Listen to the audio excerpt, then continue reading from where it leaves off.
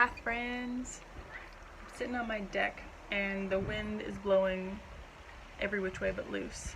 So you hear some wind noise, even though I'm like behind these glass panels. It's blowing all over the place. So I recently asked on Instagram what you guys want to know for a Q&A. And hands down, the most responses I got was about homeschooling. So I haven't actually planned any of our homeschooling for the year. It is mid-August. But the questions I can answer are: what is our homeschooling philosophy? How do we structure our homeschooling day? And what do I do with the other children while I'm homeschooling the older two? So, number one, our homeschooling philosophy would be that we want our kids to love learning. Above all, we want our kids to love learning, to know how to learn. Like, that may seem like a funny thing, like to know how to learn. But if they want to learn something, I want them to know how they can learn and find out more about it. Our other main philosophy is that we don't push learning. We don't want to shove academia down their throats. Part of that is our first two are boys, and their learning style is they don't do well with stuff shoved down their throats. They don't do well with a lot of book work. So most of what we do learning is just through doing. And sometimes that can seem overwhelming, especially if you're trying to figure out how to translate what you're wanting them to learn into, like, how is that actually happening and that sort of thing. And one of the best ways I've found to validate the fact that our life is teaching them everything they're needing to know is take lots of pictures of your kids doing different things. And then once a month, go through those pictures and take a picture of them and tweeze out the different subjects that they're learning in those photos. And this helps me realize that actually we're covering all our bases. So we do formal schoolwork the previous 2 school years. We only do formal schoolwork from October to April.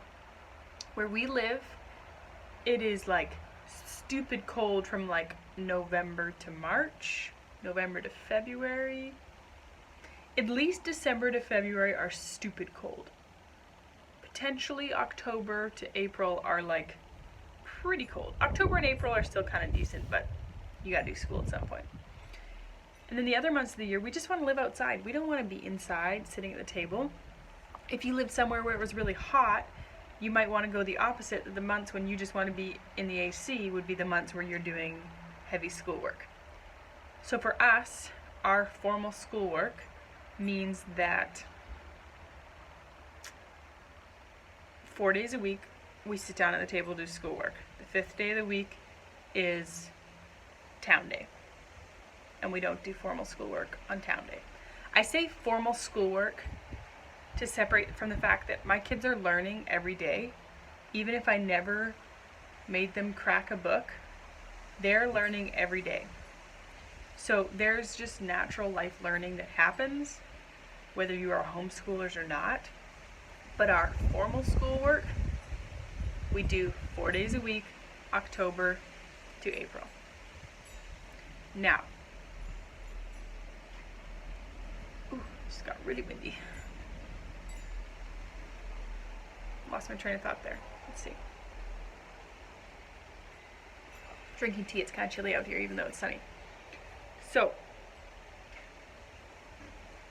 formal schoolwork for us means reading, writing, math. I don't have to do a project on the life cycle of a frog because my kids naturally see it outside. They've got tadpoles in a little kiddie pool that they've been watching as they've been metamorphosizing for months now, and observing that and seeing how it goes and observing their environment and all this. And I don't need to make my kids write down a research paper about it for me to know that they're learning about it. Because you can ask them about it and they will tell you all you want. We do a lot of oral narration type things, like informal oral narration, where like if Max just read a book and I'll be like, oh, can you tell me about that book? And it's not like, okay, now we're going to sit down and we're going to do a novel study. It's like, oh, can you tell me about that book? Oh, who's that character? What did they do? Could you tell me a bit more about that person? Like, why did they go to that place? And he narrates back to me. Whereas if I made it a formal, now we're going to do oral narration and you're going to read back to me all these different things, he would shut down. It's just the personality of my oldest child. So we do a lot of informal things where they don't even realize they're doing schoolwork.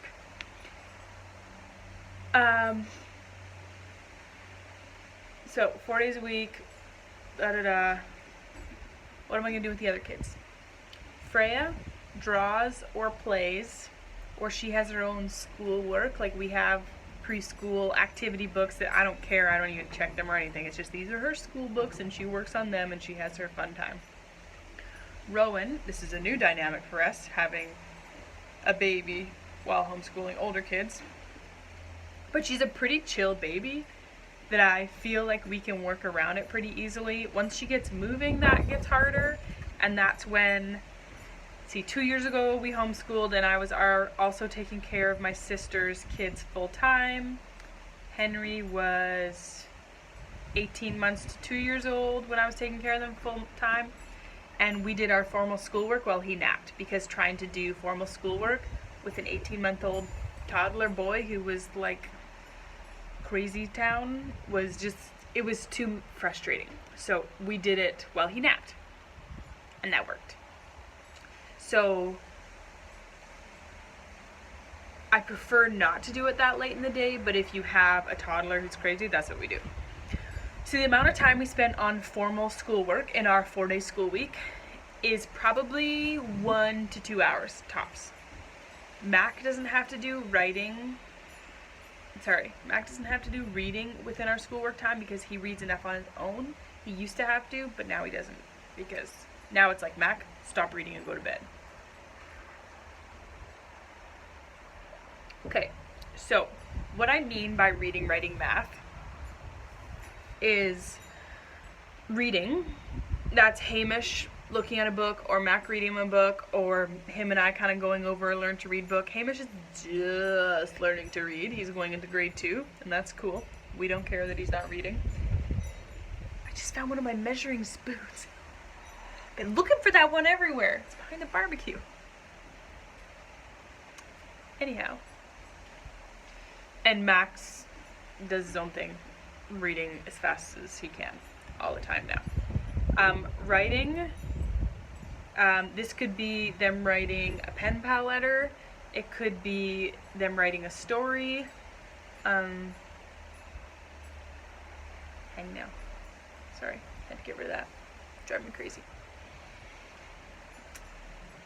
We did a program last year called Printing Without Tears, because I felt like kids really needed to work on their letters not being quite so catterwampus. And I think we're going to continue with that, just to work on Max writing being more tidy. The whole, he does a lot of like writing bottom up instead of top down, so just working on all that.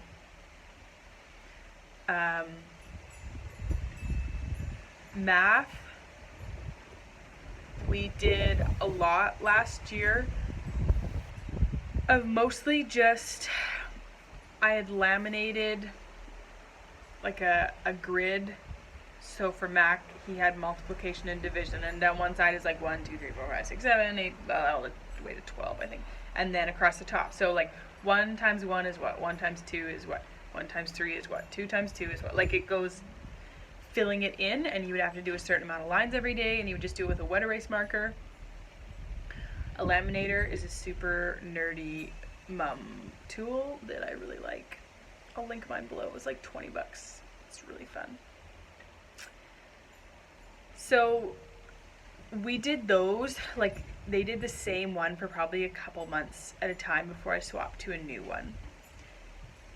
this being, before they get on to more complicated math, I want them to have those basic math equations, just they don't need to think about it. What's 3 times 7? We just know it's 21. We don't have to go like, okay, 3, like all this. You don't have to, you just know. So Hamish did addition and subtraction up to 10, and Mac did division and multiplication up to 12. And I see us doing a lot more of that this year because it was really helpful. And Mac also did spelling last year because his spelling is very creative. So instead of reading time during school time, he was doing spelling. And we did it a couple different ways.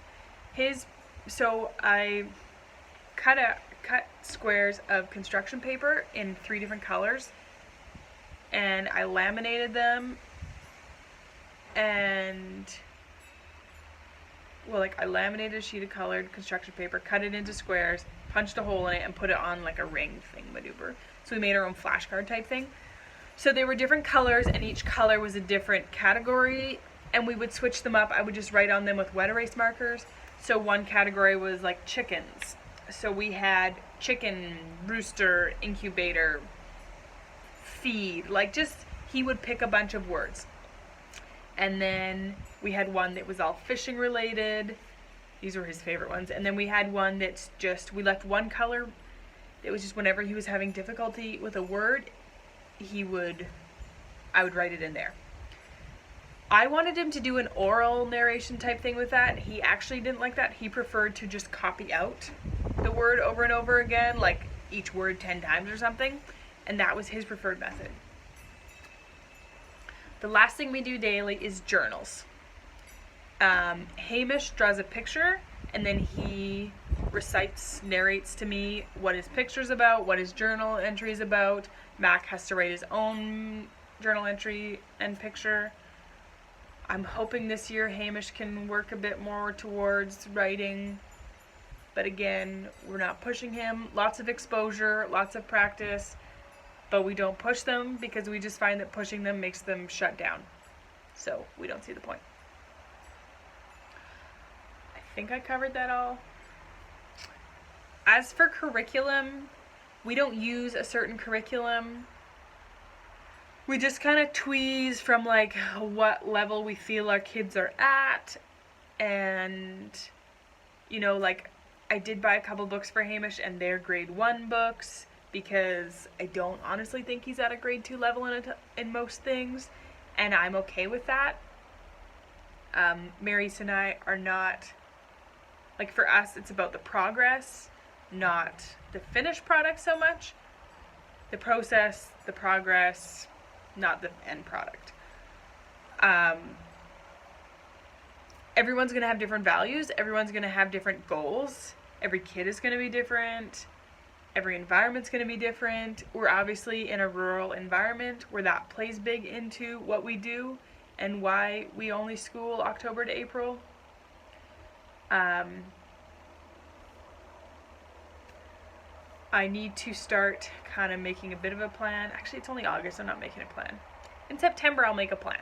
And when I do my homeschool planning, I promise I'll share it with you, but I'm probably not doing any of that until September, and then, because I still have too many garden and farm things to do.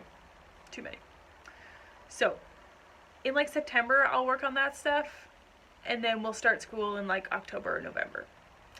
If it gets cold early, and it looks like, okay, fall is definitely here and winter's on its way, we'll jump into school sooner. But if we have an Indian summer, like, we could be November. So, that works for us. That's fine. At this point, we don't use any computer-based programs. I could see doing some. The kids, we did a free trial of Reading Eggs and Math Seeds once. And I think we'll probably get that again. It's just finding a way to, like, moderate that, so to speak, because sometimes just adding in more technology with my kids just means that I'm having to moderate and referee and like, oh, you're done, your turn, you need your turn now, and no, you can't do it right now, you have to do this first. And but maybe I should just suck it up and do it because it would be a good thing to do in winter. Maybe for Hamish with reading eggs especially. Anyways, if you have more homeschooling questions, pop them in the comments below. So the last thing is, what does our typical homeschool day look like? The other thing is sometimes we'll do projects or have more focused days, like we have the reading, writing, math, but then say on Tuesday we'll do some poetry, and on Wednesday we'll do some art, and like those things kind of just evolve based on the time we have. I don't plan any of those. The opportunities come up, and I just have to learn to say yes. Even if I don't feel like it's a great time for painting, I have to just check in with myself. Is it because you don't want the mess, Kate? Or is there like an actual legit reason they can't paint right now? Or they can't pull out the clay right now? Or that sort of thing. Every couple months we buy fresh art supplies in winter, and that really recharges them. Not piles, just, buy a few new things, get rid of old stuff, turning over and refreshing art supplies, and just learning to say yes, even when you don't feel like the chaos of them doing art. I know I'm not the only parent there. So a normal winter day for us, in the dark of winter, it's not light till 9 a.m. It's kind of brutal. And it's dark at 4 p.m. So our standard winter day, it's dark here in winter. We're far north. I wasn't expecting that when we moved here. As funny as that sounds. Anyways, but then in summer we get way more daylight. So I get up about 6. I kind of have my own tootle about, have a cup of tea, get the furnace going type thing. They'll get up between 7 and 8. It's so dark that they sleep late, even though they go to bed early. Marius leaves for work by 6:30 kind of thing. So they're up by 8. We're gonna then have breakfast. We're gonna go outside and take care of the animals. We all go outside unless it's really nasty. Then either just the boys will go out or just I will go out. But I try to just get us all out in winter because it's so cold and it's not always so cold, but you just gotta make sure you get outside in winter. It's easy to get in a habit of not going outside, and you need that fresh air. And when I talk about cold, I'm talking about Celsius. Our average winter temperature is probably -10. On the chillier side is -20. When it's like really stupid cold, it's like -30. So -35, I think, is where Celsius and Fahrenheit level out. -10 Celsius, I think, is like 15 degrees Fahrenheit. Would be our average winter temperature, and that's decent. That's totally decent to go do stuff outside. It's when it's like -20 and below that the kids are not so keen on it. This is turning into a longer ramble than I intended. Anyhow, we let the weather and the daylight hours really dictate our days. I don't see the point in us getting chores done at 7 a.m. year round if they don't have to be done at 7 a.m. year round, because it's dark at 7 a.m. so many months of the year. We might as well do the animals at 9 a.m. when we can enjoy the daylight. So we do the animals and we come inside and we just right away get to doing schoolwork. That's just our habit. Get inside, do schoolwork. If it's a nice day out and the kids, after doing the animals, start playing outside, I will just let them do that because those days can be far and few between in the morning. Our nicer weather is more in the afternoon in winter.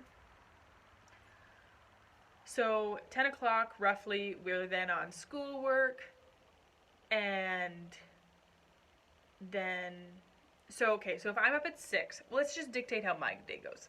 6 o'clock, I'm up, I do my own time, quiet time, have tea, work on little things. Around 7, the kids are up. That's when we sort of get towards breakfast. We hope to be done breakfast by 8. Then we might do a couple inside chores, dishes, get laundry going, that sort of thing. Then we go outside, do the animals, come inside, deal with all our snow clothes, get on to schoolwork. 10 a.m. is our goal. Finish up schoolwork by noon. Quite often we're done earlier, but that's kind of our timeline. But then we have lunch, then the kids can just play and do their things for a while. Then we're going to kind of regroup, do a few chores.